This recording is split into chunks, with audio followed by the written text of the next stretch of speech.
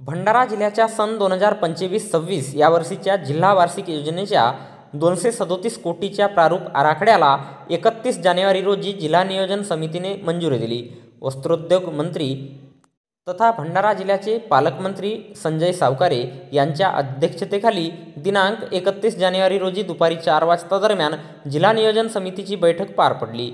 जिल्हा नियोजन समितीची बैठक जिल्हाधिकारी कार्यालयातील जिल्हा नियोजन भवन येथे पार पडली. आजच्या बैठकीला जिल्हा परिषद अध्यक्ष कविता उईके, आमदार नाना पटोले, आमदार परिणय फुके, आमदार नरेंद्र भोंडेकर, आमदार राजू कारेमोरे, आमदार अभिजित वंजारी, जिल्हाधिकारी डॉक्टर संजय कोलते, मुख्य कार्यकारी अधिकारी समीर कुर्तकोटी, पोलीस अधीक्षक नुरुल हसन आदींची उपस्थिती होती. पालकमंत्री सावकारे यांच्या उपस्थितीत झालेल्या या बैठकीमध्ये जवाहरनगर दुर्घटनेतील मृतकांना श्रद्धांजली वाहिण्यात आली. विविध विषयांवर यावेळी चर्चा करण्यात आली.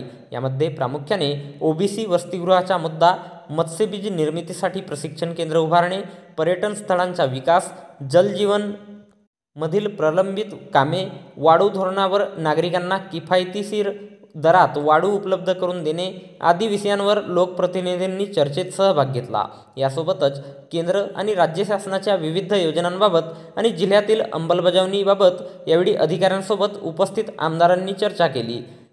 भंडारा जिल्ह्यातील महत्त्वाच्या प्रश्नांविषयी जिल्हाधिकाऱ्यांनी अधीनस्थ यंत्रणांची बैठक घेऊन गतिमान पद्धतीने 100 दिवसाच्या कार्यक्रमाची अंमलबजावणी करावी, तसेच विकास कामांची वेळोवेळी माहिती स्थानिक लोकप्रतिनिधींना द्यावी, याबाबतही यावेळी पालकमंत्र्यांनी निर्देशित केले.